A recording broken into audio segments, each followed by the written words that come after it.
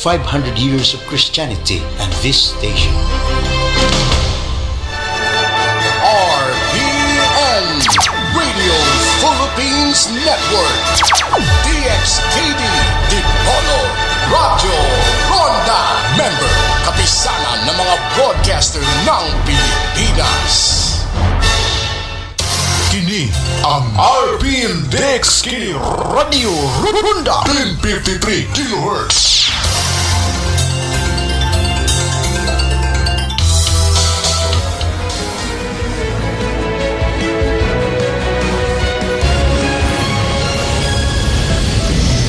Good evening, I'm Pia Ontiveros. Welcome to News Night, where we go above and beyond the headlines. Tonight on the program, rising pump prices push transport groups to appeal for a jeepney fare hike, but will authorities grant their wish? The government kicks off the vaccination of college students against COVID-19 in Pampanga in preparation for the resumption of limited face-to-face classes in some degree programs.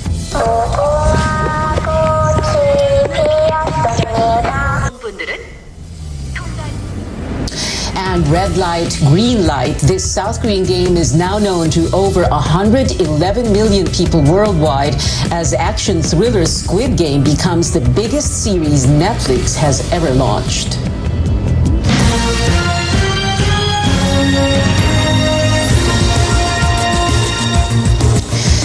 Before those stories, we have this breaking news at this hour. The Interagency Task Force approves the recommendation to downgrade the COVID-19 alert status in Metro Manila from level 4 to 3 from October 16 to 31. Presidential and IATF spokesperson Harry Roque announced in a statement. We also have details of the quarantine classifications for the rest of the country. We'll tell you about that later on in the show. Now, 9 in 10 Filipinos worry about catching COVID-19. That is based on the Social Weather Station survey conducted from September 12 to 16 at the height of the Delta variant surge. The survey shows most of those worried came from the Visayas, followed by Mindanao, Metro Manila, and then Luzon. 60% of the respondents also think the worst is yet to come. Nakakatakot pa rin na dahil sa sitwasyon natin kasi sino ba namang hindi kakabahan sa COVID kasi it's really parang between life and death. So parang nakakatakot talaga. Despite the vaccination and declining cases, the public believes the threat of the virus remains. Now, transport groups are formally filing a petition for a minimum jeepney fare hike from 9 to 12 pesos. The petition covers routes within Metro Manila and the nearby regions of Central Luzon and Calabarzon. Our Rex Media tells us more. It's a tug of war. The welfare of jeepney drivers on one side and commuters reeling from the effects of the pandemic on the other. Jeepney drivers and operators hit by rising fuel prices want no less than a fare hike. They want the minimum fare to go up from 9 to 12 pesos. This covers Metro Manila, Central Luzon, and Calabarzon for now. Transport groups are saying they're caught between a rock and a hard place. They don't want to add a burden to the commuters. At the same time, they're struggling due to the increasing oil prices, which have gone up for the 7th time in less than 2 months. The average price of diesel products is now at 49 pesos. Then there's the notable slash in income due to the government's health protocols. They can only fill in half of the capacity of their units. Sa mga pasahero naman po namin, patawarin niyo po kami. Hindi po namin gusto to. Gusto lang namin magtulungan tayo para naman po makasurvive kami. Kasi kung hindi niyo po kami tutulungan at patuloy po itong ginagawa ng mga oil company sa pagtataas ng kanilang mga presyo, paano po tayo makakasurvive? Kung bumaba naman ang presyo ng petroleum product, kaming grupo rin naman ay nagkukusang magbaba. Magpapahit kami ng petition for reduction of fare. Ibabalik natin sa dati. The Energy Department says there's a possibility that pump prices like diesel and gasoline will continue to increase next week. Transportation Secretary Artugade, however, is not keen on any fare hike. It has been my position and it continues to be my position. Humanap po tayo ng ibang pamaraan sa pakikipagtulungan sa mga jeepney driver, sa mga operator. Humanap po tayo. Huwag ho tayong tumutok lang sa tinatawag na increasing of fare. Some drivers, meanwhile, welcome the possibility of minimum fare hikes. Dati kumikita kami ng siguro mga 500, ngayon nasa mga 400, 300 na lang gawa ng paglaki ng krudo Kumikita na lang kami, halos pagkain na lang namin ng mga driver yung pamilya namin ngayon kakain kinabukasan wala na namang may handa sa pagkainan kasi mahirap ang biyahe. Some commuters, however, are against it. Dapat ganun pa rin po, ngayong pandemic, ganun pa rin yung presyo, wag taasan. Kasi mahirap na po ngayon Ang hirap na yun kasi ang hina ng ngayon, ng kita. Walang mga trabaho, mahirapan yung mga tao doon. Transport regulators will hold hearings on the group's petition. The leaders say 3 pesos is just enough for the drivers to get by. Anything less will not help them at all. Rex Remitio, CNN Philippines. As fuel prices continue to increase, transport regulators eye another round of subsidies for operators of public utility vehicles. The LTFRB says it will submit a proposal to the Energy Department on the amount of subsidy. Official data shows pump prices have increased by around 40% year to date. The price of gas has gone up by nearly 18 pesos, while the cost of diesel is now higher by almost 17 pesos. As mentioned by DOE, we are coordinating with them for another possible phase 2 po ng ating fuel and gas subsidy for the PUV operators. Kasi ito po yung mukhang, sabi nga ni Director Rino, yung recovery nito ay hindi mapupunta sa ating mga riding public, kundi po it will be subsidized by the government. So ngayon po, we are preparing the proposal to DOE to include po kung magkano po yung amount and ilan po yung beneficiaries po na ipapasok natin. The Transportation Department, meanwhile, asks Congress to provide funds under next year's national budget for the continuation of the service contracting program. The agency says the program will benefit PUV operators and commuters.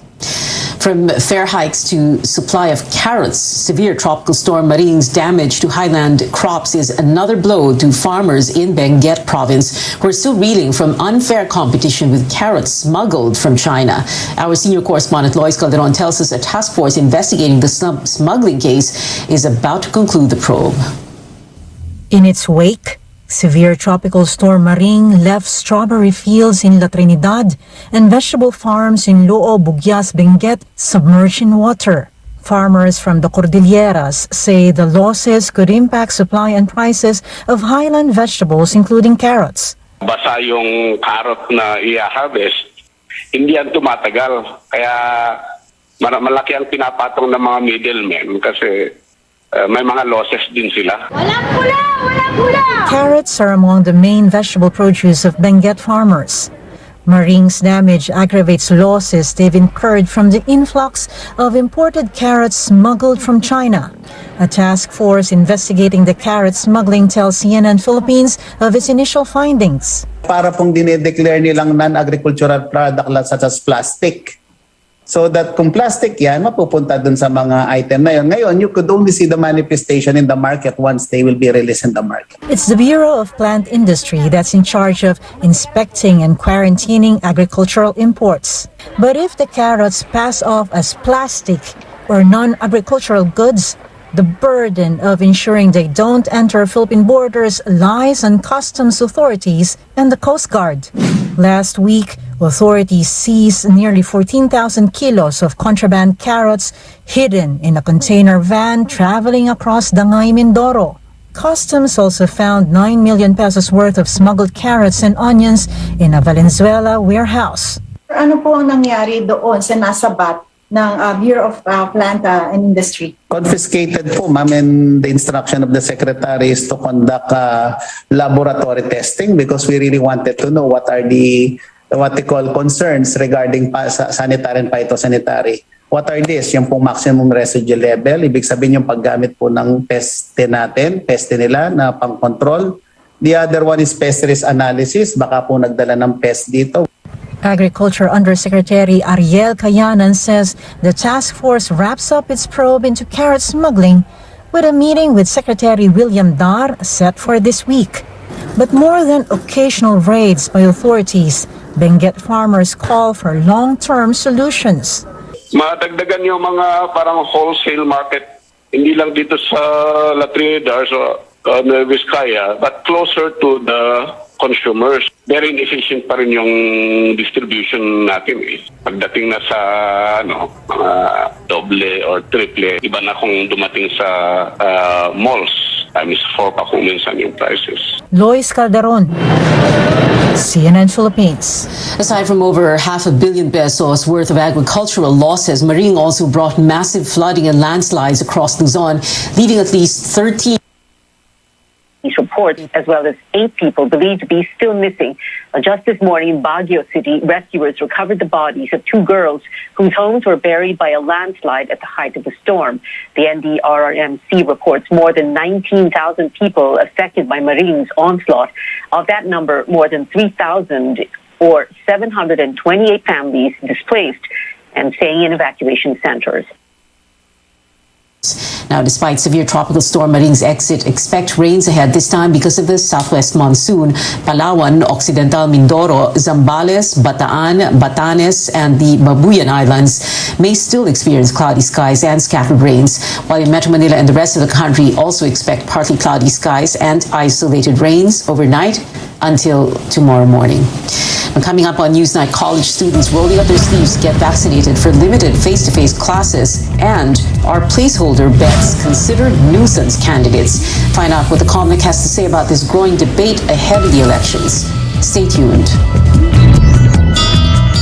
Oh, anyari sa'yo? Ba't nakasimangot ka? Alam ko na. Masakit ang katawan mo, ano? Sa sobrang trabaho? O di kaya masakit ang ulo sa sobrang stress? Break ka muna.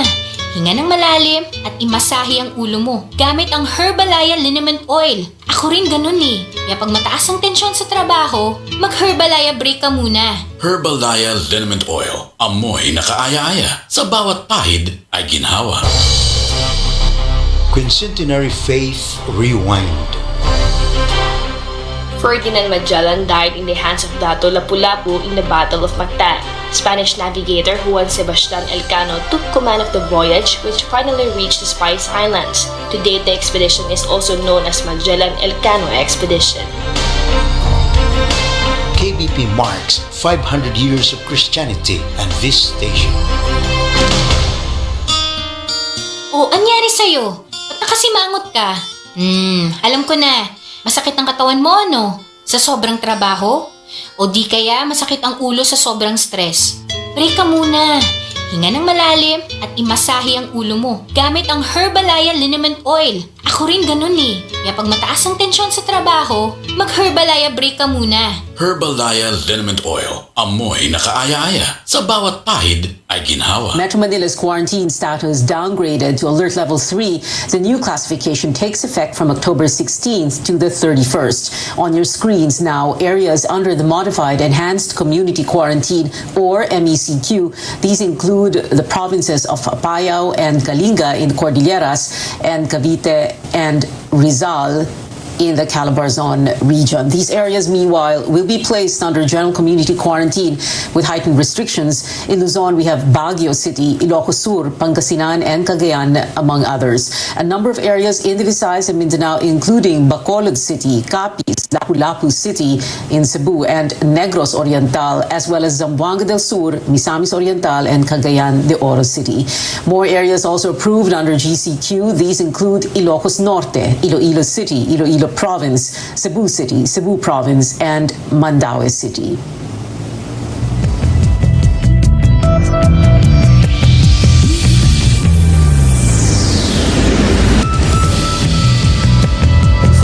The country is scrapping the mandatory quarantine.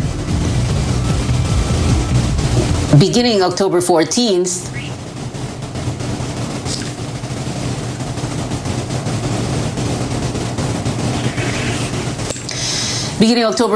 the country is scrapping the mandatory quarantine in hotels and facilities for fully vaccinated Filipinos and foreign nationals coming from green or low-risk countries. This is provided they are negative for COVID-19 in RT-PCR tests taken 72 hours before arrival. Now, the government rolls out its school-based vaccination program for college students in preparation for the limited face-to-face classes in some degree programs. 1,600 students were vaccinated today in Pampanga. Our George Quiles has that story. These students were up early to go to their schools, not to attend classes but to get vaccinated. It's been over a year and a half since the COVID-19 pandemic struck. Schools physically closed and resorted to online learning. Siyempre po nakakamiss po yung pong mga nakikita namin yung mga students namin, ganon. And then meron din po kami mga yung mga real life scenarios po, siyempre iba pa rin po yun talaga sa mga namin na sa job po namin, kumbaga.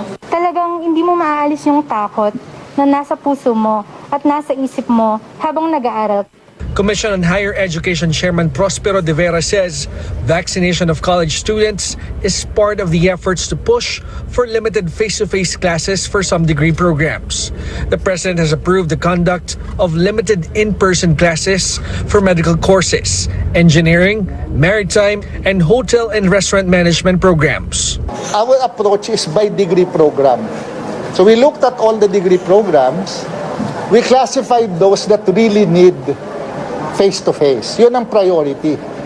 Kasi not all degree programs are equally situated. De Vera says being vaccinated is not a requirement for in-person classes, but schools are expected to encourage and incentivize those who are already inoculated. In the case of Our Lady of Fatima University, all faculty members who will participate in physical classes must be vaccinated, while unvaccinated students need to show negative COVID-19 test results first before attending the class. We need to protect our students. And the best way to protect them is to make sure that the mentors are vaccinated in the first place. So with regards to students, if they're not willing to be vaccinated, then they have to have a good reason why they don't want to undergo the vaccination. With enough supply of vaccines, Vaccine Czar Carlito Galvez is encouraging all eligible students to get vaccinated as added protection against the deadly virus. From Pampanga, George Cahiles, CNN Philippines. The health department is rushing to protect children from infectious diseases besides COVID-19. Some of them have missed out on routine immunization because of the pandemic. Caroline Bonkin has that story. Children from infant to 12 years old line up to get their vaccines at a school in Caloocan City on Wednesday. Immunization rates against infectious and fatal but vaccine-preventable diseases are down, and the health department is racing against time to prevent another outbreak on top of COVID-19. Measles, for example, is more contagious than COVID-19. Just one child could infect up to 18 others. The pandemic left millions of children vulnerable to measles, rubella, and tetanus diphtheria, among other diseases. Routine immunizations at schools have been disrupted by the pandemic, and many parents are afraid to bring their children to health centers. By September, only 30% of over 5 million children nationwide have been vaccinated. To catch up, the health department is bringing the vaccines closer to communities, hoping to cover 95% of children by December. Some will do house to house, but some will likely just transport the patients to the health center. Pumupunta yung parang isang van sa isang lugar, tapos doon babakunahan yung mga bata. Don't worry about the safety. These childhood vaccines are not new vaccines. They have been used for many years. Children who have missed vaccines means they could get at least 2 different shots in one day. In Metro Manila, which has been under the strictest lockdowns most of the year, vaccine coverage is only at 24%.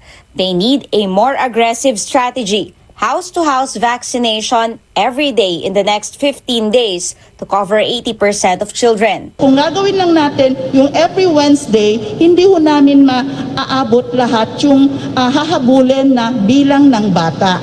As the program begins, Lito Bello took the opportunity to have his 7-year-old kid vaccinated. Una-una, yung mga bata hindi pwedeng lumabas, di ba? Pangalawa, yung mga health center, kadalasan mga sarado.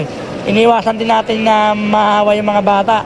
Tito says at least he has one less thing to worry about, his child's health. Caroline Bonkin, CNN Philippines.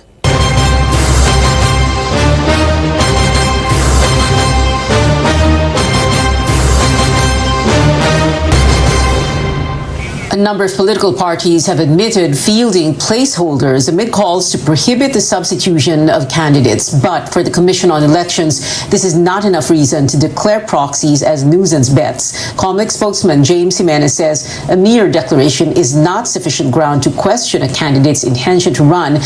Jimenez says, and I quote, "The bona fide intention needs to be proven." In my interview with former COMELEC Commissioner Louis Guia last night, he said any proof a political aspirant has no good faith intention can make them a nuisance candidate. But Guia stressed the COMELEC has to go through certain proceedings. PDP Laban Senator Bato de la Rosa, who was tapped to run for president at the last minute, has admitted he wants Davao City Mayor Sara Duterte to take his place. Meantime, the Lakas CMD says it is still open to making the presidential daughter, Sara Duterte Carpio, its substitute standard bearer. The substitution for party bets lapses on November 15th. Only then can the COMELEC finalize the list of candidates. Veteran broadcaster Noli De Castro pulls out from the Senate race just 5 days after filing his certificate of candidacy. In a statement, the former senator and former vice president said he realized he could better help people through his work in media. He did not elaborate on his exact reason for dropping out. Last week, Kabayan Noli bid farewell to his news programs at ABS-CBN, but it is still unclear if he will return right away. He was running under Manila Mayor Isko Moreno's Acción Democrático party. I believe and I support this decision because there is a personal reason behind it. We were informed yesterday.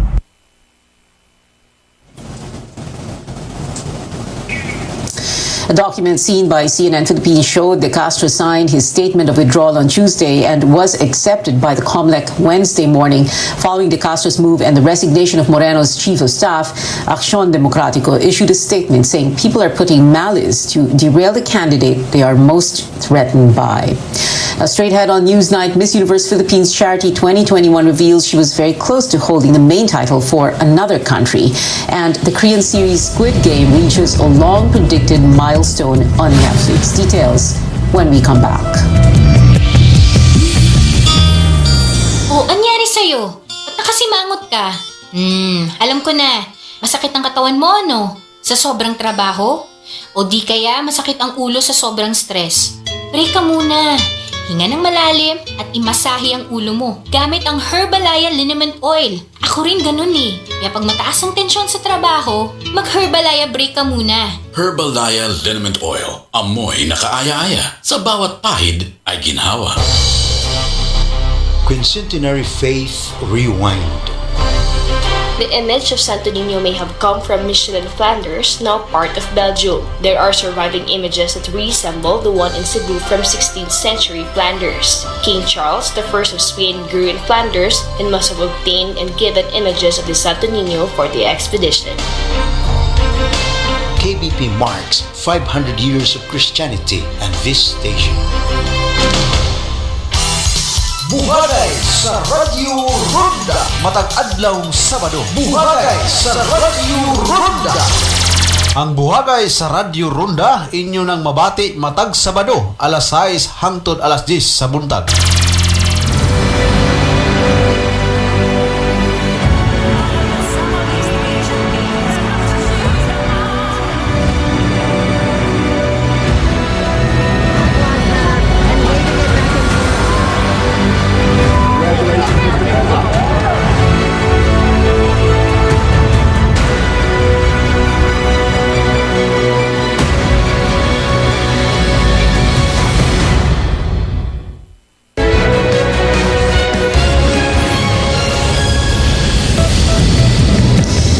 Newsnight, I'm Pia Ontiveros. Beauty queen Victoria Vincent wants the universe to know she is a proud Filipina. The Miss Universe Philippines Charity 2021 reveals she got an offer to represent New Zealand in the global pageant. But After giving it much thought, Vincent says she decided to turn down the offer. The Cavite beauty is thankful for the once-in-a-lifetime opportunity, but says her heart is and will always be for the Philippines. Movie and music news now, including a new member of the MCU, a familiar face at the top of the charts, and the return of a horror movie icon. Here's CNN's David Daniel with a Hollywood Minute. Ready to scream again? It's been 25 years since the first Scream and a decade since Scream 4.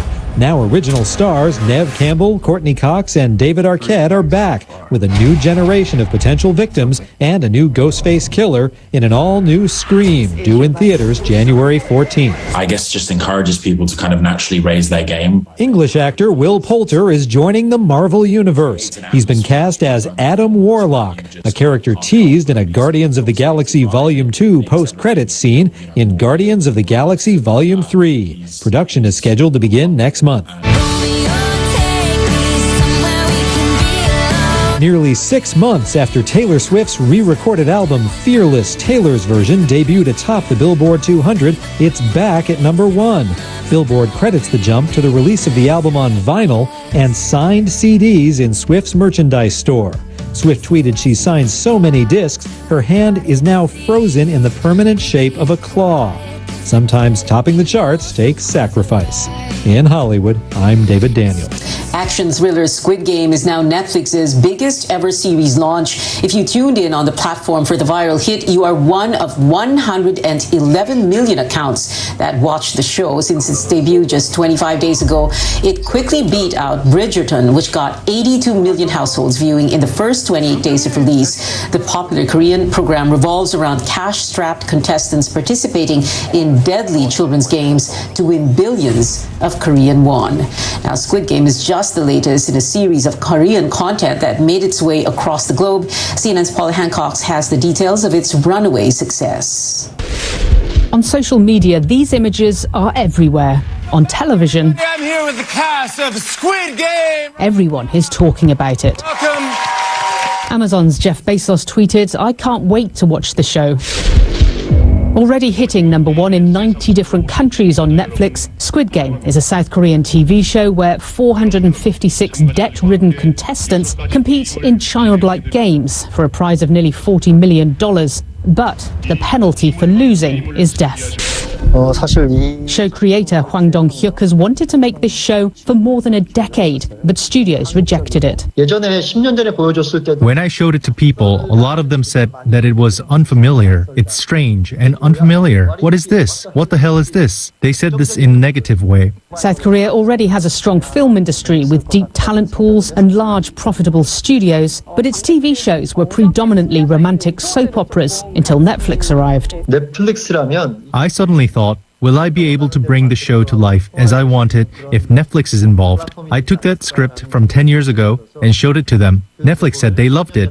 Netflix says it has already invested some $2 billion on Asian content and will invest another $500 million on making new Korean content alone this year. I think in the past couple of years, we've seen Korean content viewing grow 4 times in the region. Parasite. This is a golden age of Korean cultural exports. One win after another, music, films, TV shows, dubbed Hallyu or Korean Wave, and it's swept far beyond Asia, where it's been popular for the past 2 decades. Hwang says that this show's message resonates around the world. The world is getting much harder to live in. Even in the last 10 years, wealth disparity is growing. Nations are facing economic strife, and the added element of the COVID pandemic has made the wealth gap even worse. Social disparity mirrored in Oscar-winning Korean film Parasite. Film experts say that content from South Korea, with its turbulent history of war and military dictatorship, traditionally carries a strong political message. Media is not just means of entertainment like in the United States or in the West, but media has been always considered a very important tool for political enlightenment or political resistance. But it's not all politics. It is still relatively cheap to produce dramas in South Korea compared in America. And the Squid Game, each episode cost less than $2 million, which is half of the price Netflix invested in each episode of House of Cards. And the younger generation is far more open to foreign language content. If you look at those who watch Parasite, a big number of the kind of audiences, or the audience that went to see Parasite in the United States was younger people, and they've been really keen to kind of break that 1-inch subtitle barrier. The success of Squid Game is already helping other Asian content to trend on Netflix, while other streaming platforms are looking to replicate this enormous success. Paula Hancock's CNN Seoul. We still have 73 days before Christmas, and that is it for tonight. Thank you for watching. I'm Pia Ontiveros for Newsnight, where we go above and beyond the headlines.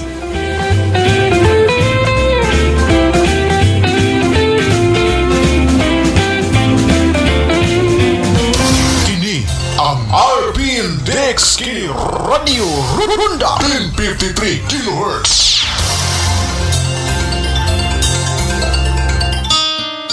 Oh, anyari sa'yo? Ba't nakasimangot ka? Alam ko na. Masakit ang katawan mo, ano? Sa sobrang trabaho? O di kaya masakit ang ulo sa sobrang stress? Break ka muna.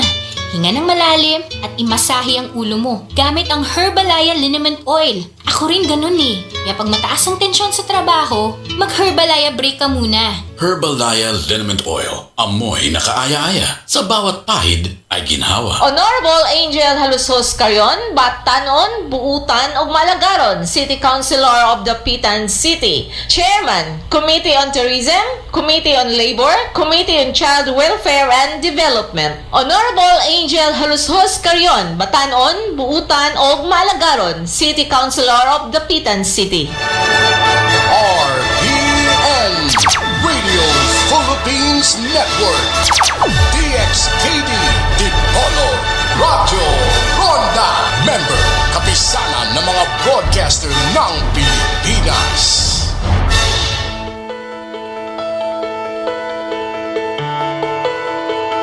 PCOS, or polycystic ovarian syndrome, is one of the most common causes of female infertility in the world. In fact, 1 in 10 women of childbearing age have this hormonal disorder. But despite how common it is, there are still misconceptions about the condition that have to be addressed.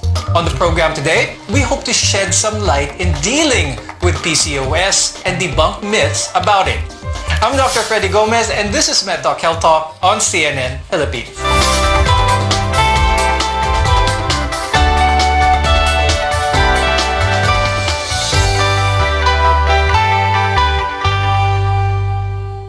PCOS is a condition in which women produce abnormal amounts of male hormones or androgens, and as a result, more challenging time getting pregnant.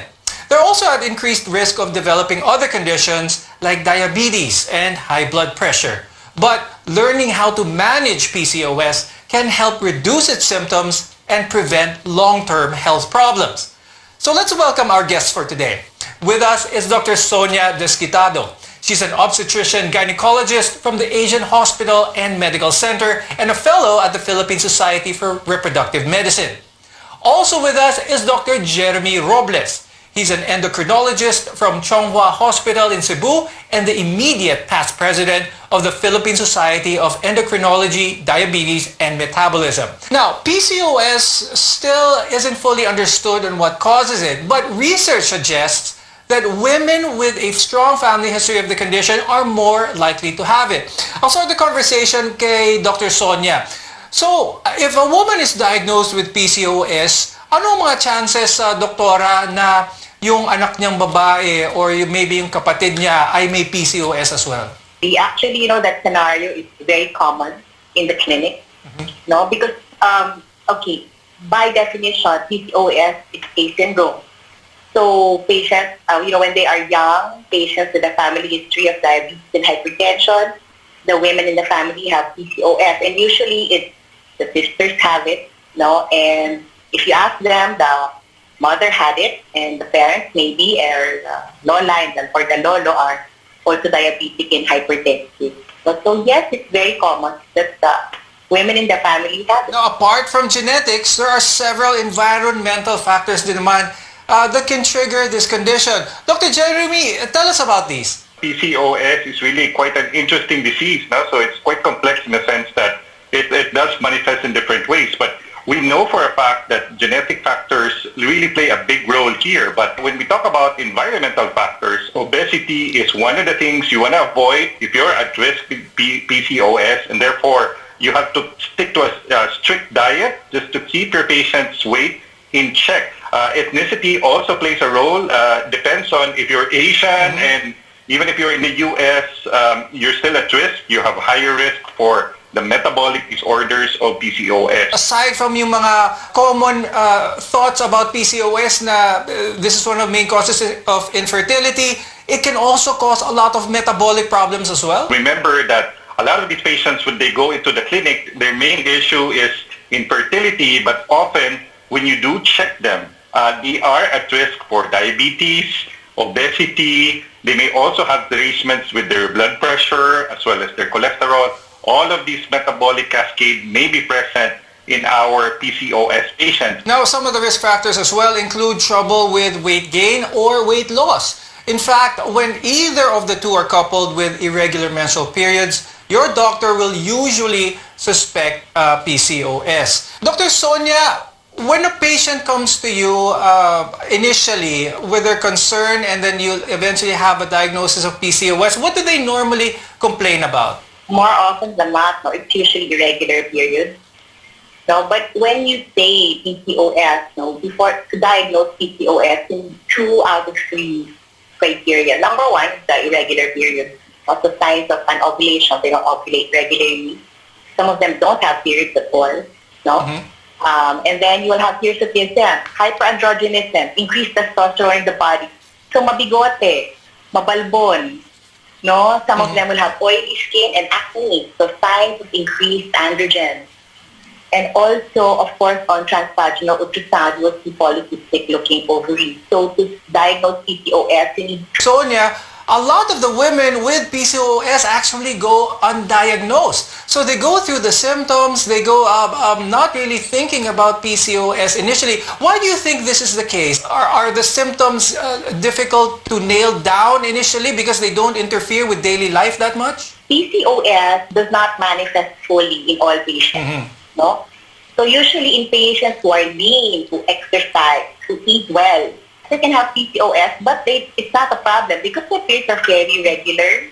They are delayed 1 or 2 days, but they will get a period every 1 to 2 months, and it does not bother them. So usually they will not go to the clinic. Living with any disease or any medical condition for that matter never comes easy. Now, aside from the physical symptoms women with PCOS experience, the condition can also impact their mental health. Dr. Sonia, ano naman kaya yung mga struggles that women with PCOS may face with regards to their mental health? PCOS women who are married, that is their greatest frustration.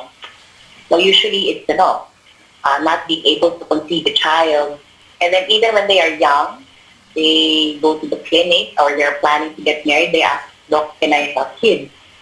So that is one of their main problems that they tell me. But usually if you reassure them and you show them that it is treatable and there are many patients in PCOS with children, they are relieved. I always emphasize to my patients, if you're scared of that and all the consequences of PCOS, then the basic treatment is really lifestyle. So it really does affect, it can have an effect on the mental health because as we mentioned earlier on the show, stress is one of the risk factors as well.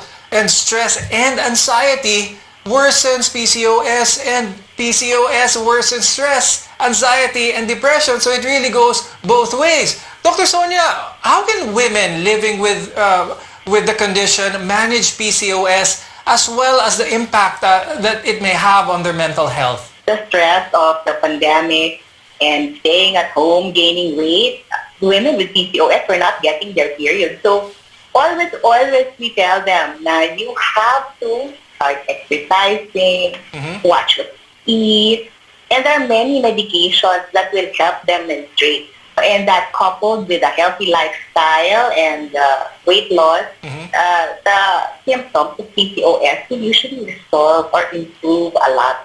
It's common for women to find out that they have PCOS when they have trouble getting pregnant.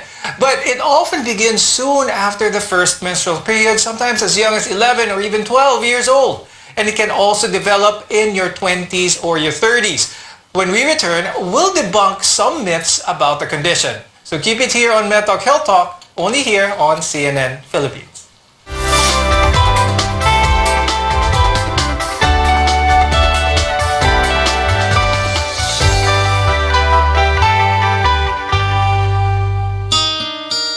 anyari sa'yo? Ba't nakasimangot ka? Alam ko na. Masakit ang katawan mo, ano? Sa sobrang trabaho? O di kaya masakit ang ulo sa sobrang stress? Break ka muna. Hinga ng malalim at imasahe ang ulo mo gamit ang Herbalaya Liniment Oil. Ako rin ganun eh. Kaya pag mataas ang tensyon sa trabaho, mag-Herbalaya break ka muna. Herbalaya Liniment Oil. Amoy na kaaya-aya. Sa bawat pahid ay ginhawa. Sa panahon ng pandemyang ito, mahalagang manatili tayong physically at mentally healthy. Kung ikaw ay may karamdaman ng takot, pagkabahala at pangamba, kausapin natin ang ating mga mahal sa buhay at ituon natin ang ating atensyon sa mga bagay na makatutulong sa ating kalusugan. Maaari ring sumangguni sa 1553-0917-899 usap 8727 o 027989 usap 8727. Mental health ay pangalagaan. Tara, usap tayo, kaibigan. Paturagas! Paturagas! Watod kaninyo sa mga labas ng mga balita. Paturagas! Paturagas! Mga balitang gikan sa lokal, regional ug nasyonal nga mga tinubdan. Paturagas! Biskot sa bisan unsang hinisgutanan nga may kalabigitan sa katawhan. Paturagas! Inyong mabati din hilamang sa RPN DXKD Dipolog 1053 sa dial sa inyong mga radyo. Ang tulumanong Paturagas inyong mabati matag alas 8 ngadto na sa alas 9 sa buntag, Lunes hangtod Biyernes.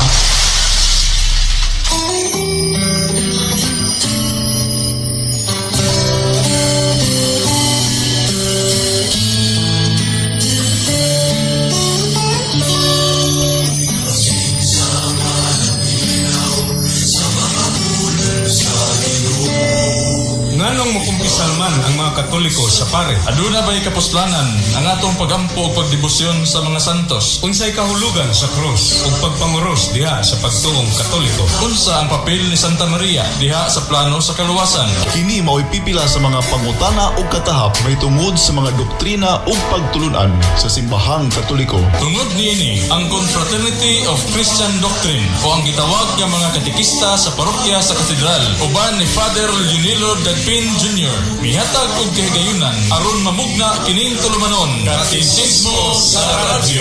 Inyong mabati ug sa samang higayon makita sa live streaming dinhi lamang ng istasyon RPN DXKD Lunes ngadto Sabado sa matag alas 7 hangtod alas 8 ang takna sa gabi. Katekismo sa radyo.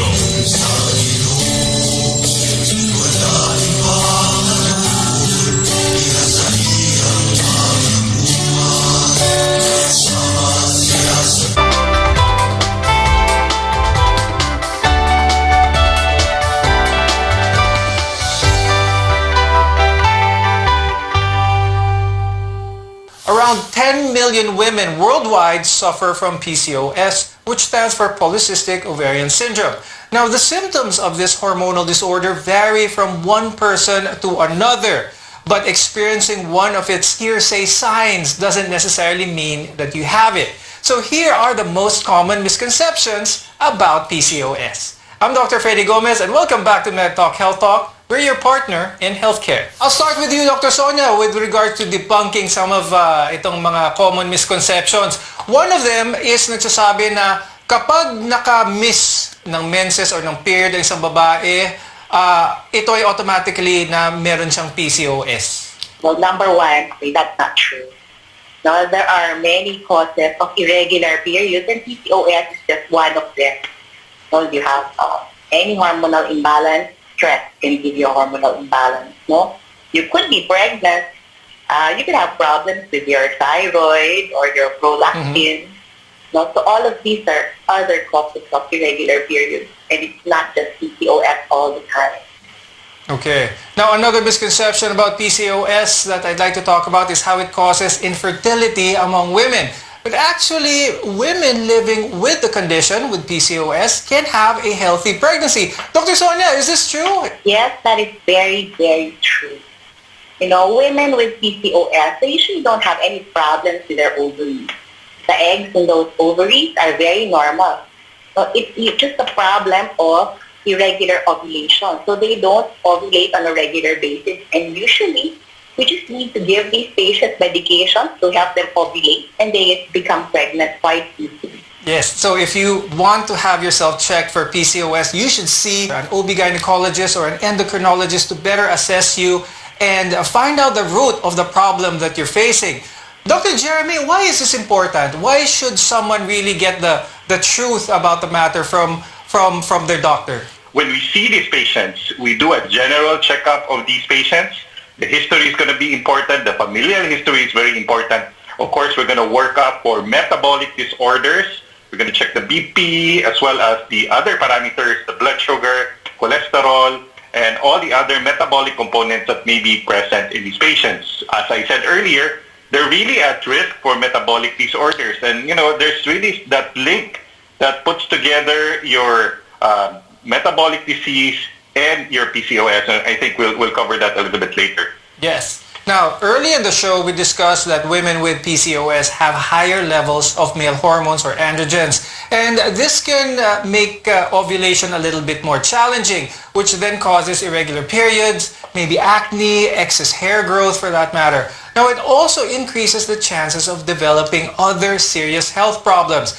Dr. Jeremy, you touched about this a little bit earlier, but let's remind our viewers, what are some of the complications that can happen with having PCOS? So the problem with PCOS is really it's a mix of metabolic disorders. The key words that you want to remember when you have PCOS is insulin resistance. So if you're insulin resistant because you're overweight, you're diabetic, that is closely linked to PCOS. In fact, chances are sometime in the future you may develop diabetes, and therefore you really have to struggle to control your blood sugar as well as control your weight. So these are things that you need to look at. You mentioned about diabetes, but high blood pressure is another common medical condition here at home that may be aggravated by someone with PCOS. Dr. Sonia, how can PCOS contribute to this? Anong connection ng PCOS and someone's blood pressure? Patients have to understand that PCOS is a syndrome that at one end you have polycystic ovaries, irregular period, and at the other end, later on in life, it's hypertension and diabetes. Patients with PCOS are more prone to developing hypertension when they are pregnant, just as they are more prone to developing diabetes when they are pregnant. And they're also more prone to developing hypertension and diabetes when they are older. Mm-hmm. So how to prevent that? Again, it's lifestyle and screening by your doctor. So, Dr. Jeremy, if they address their PCOS, will it also address their diabetes? Will it also address their hypertension? Or can all these different metabolic problems be independent from PCOS? I agree with Dr. Sonia earlier that the workup should not be one-dimensional. Often you have to look at it in a bigger picture and see that these patients, even as stable as they seem, may develop a lot of complications brought about by the initial problem, which is PCOS. And therefore, the screening process is pretty much extensive, looking at hormones, looking at different parameters.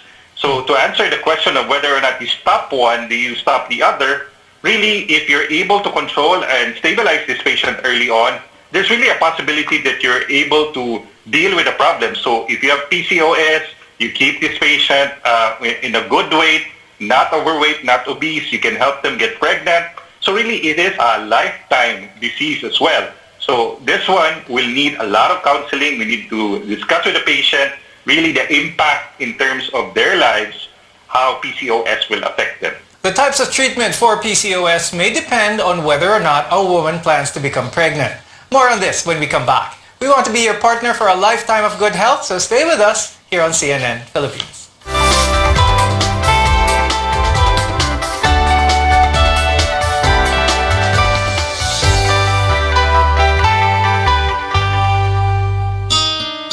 Oh, anyari sa'yo? Ba't nakasimangot ka? Alam ko na. Masakit ang katawan mo, no? Sa sobrang trabaho? O di kaya masakit ang ulo sa sobrang stress? Break ka muna.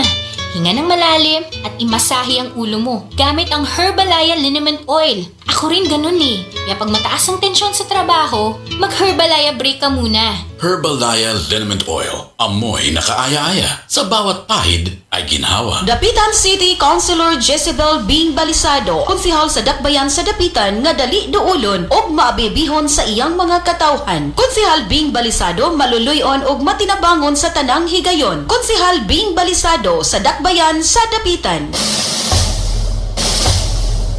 Kalandraka Tulumanon nga kulbahinam sa mga suking tigpaminaw, mga tigmo nga nagtangag sa premiong makalingaw.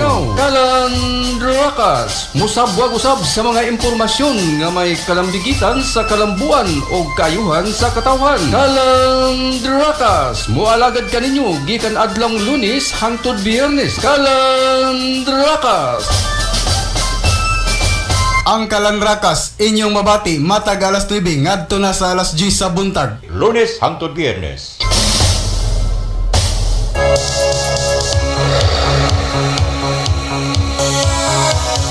News Recap Pupong on board. Pangitabo sa tulo ka distrito sa Zamboanga del Norte, kalambuan sa politika, showbiz o agrikultura. News Recap Pupong on board. Inilang sa Radio Ronda alas 6 ngadto sa alas 9 adlawng Domingo.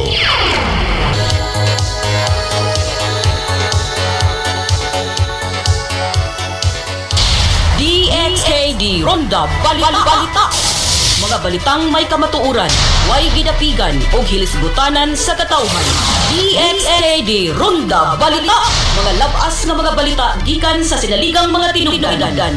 Balitang hinimo sa lawak balitaanan. Diin inyong madungog ang mga balitang lokal, regional, national o international o uban pang may kalabutan sa atong kadalilimban. Gihatod kaninyo live gikan sa RPN DXKD Radio Ronda Broadcast Center. DXKD Ronda Balita. Inyong madungog matag adlong Lunes hangtod Biyernes alas 12 hangtod sa alas 2 sa kahaponon ug makita usab sa RPN DXKD Dipolog Facebook page, YouTube ug sa Twitter. DXKD Ronda Balita.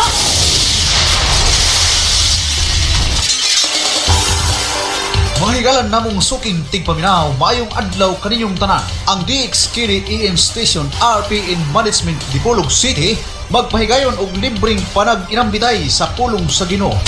Dialogo sa kamaturan. Among giawhag tanang magawali sa naklain-laing relihiyon sa pagtambong ning maong programa. Dialogo sa kamaturan. Aron mapabati sa tanang katawhan ang inyong matag baruganan sumala sa kamaturan alang sa hingpit nga kaluwasan ug kinabuhing walay katapusan. Dialogo sa kamaturan. Ang dialogo sa kamaturan ninyong mabati matag alas 3 ngadto sa alas 5 sa hapon adlong Domingo.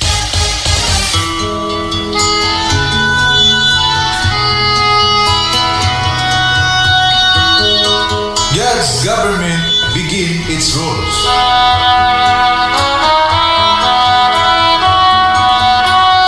Ang panggobyerno sa Dios misugod na sa pagmando. Ang programa sa relihiyon ang pinili nga nasod, giluwas ug gipahiuli. Inyong mabati matag adlaw Sabado ug Domingo alas 8 ngadto sa alas 9 sa kagabion. Ang pinili nga nasod, giluwas ug gipahiuli. Dinhi lamang sa RPN Radio Ronda Dipolog City.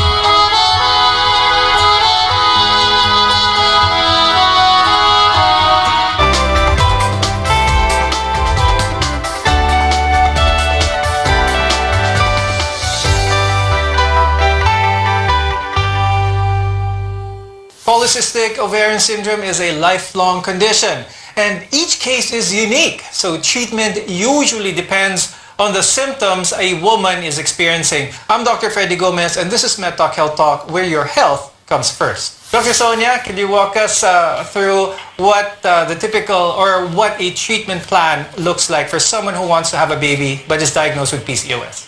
So when the patient wants to have a baby, then treatment is directed towards that end. So any treatment for infertility is done against the background of the lifestyle modifications that we talked about earlier.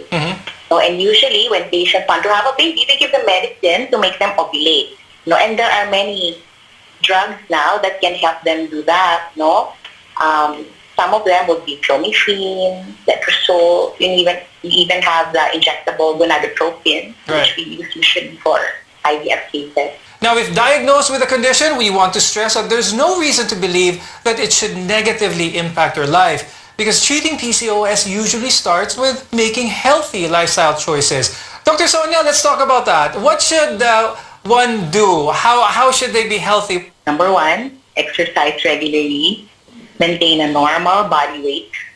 They must watch what they eat because they are prone to hypertension and diabetes. Now, Dr. Jeremy, if a woman with PCOS does become pregnant, she's able to go through that, does she run the risk of having any of these gestational diabetes, maybe hypertension during her pregnancy? That's really true. No? So these patients, as I said, they're already a pre-diabetic state. So a lot of these patients we follow closely whenever they go into pregnancy already. As they go into pregnancy, we know that they're already considered high risk, and therefore we should watch them closely.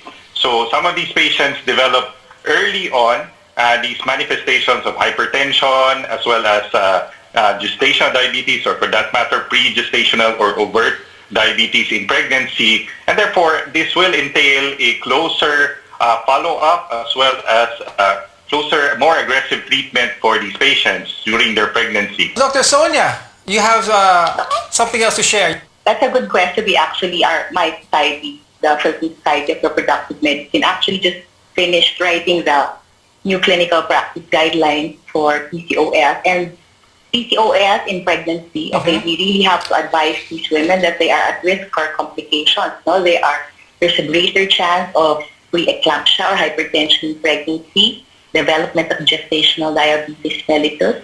These women are also at increased risk for delivering by cesarean section rather than normally.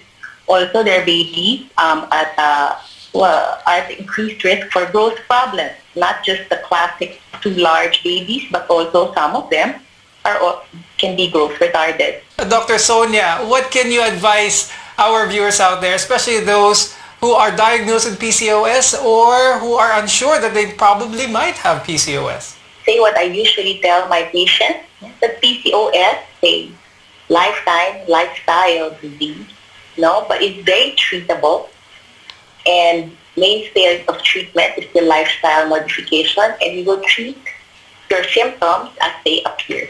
Many patients will have healthy lives with many children. Yes, very true. And Dr. Jeremy, do you have a message for our viewers, especially when it comes to PCOS? Yes, I have 3 L's for our patient. First, PCOS is life-centered. Ibig sabihin, you have to live life. No? So if you do have PCOS, it doesn't mean it's the end of the world. We have to give hope to these patients that, you can go on with your life. You just have to be careful with the choices that you make. The second L is lifelong. This is a lifelong treatment that you have to keep in mind. It's not going to go away in a couple of weeks.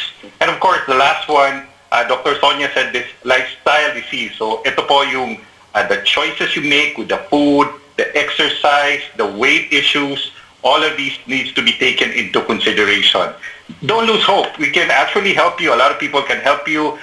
We're putting in a lot of effort to educate people about PCOS. No, it does not choose if you're rich or if you're poor. It can occur in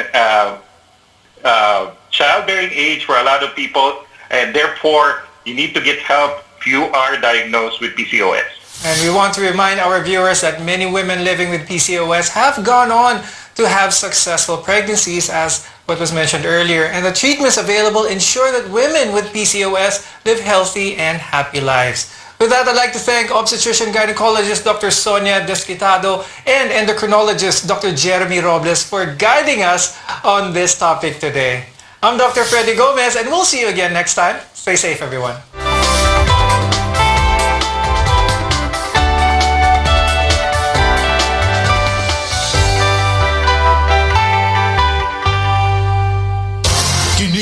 Ang RPN DXKD Radio Ronda 1053 kHz.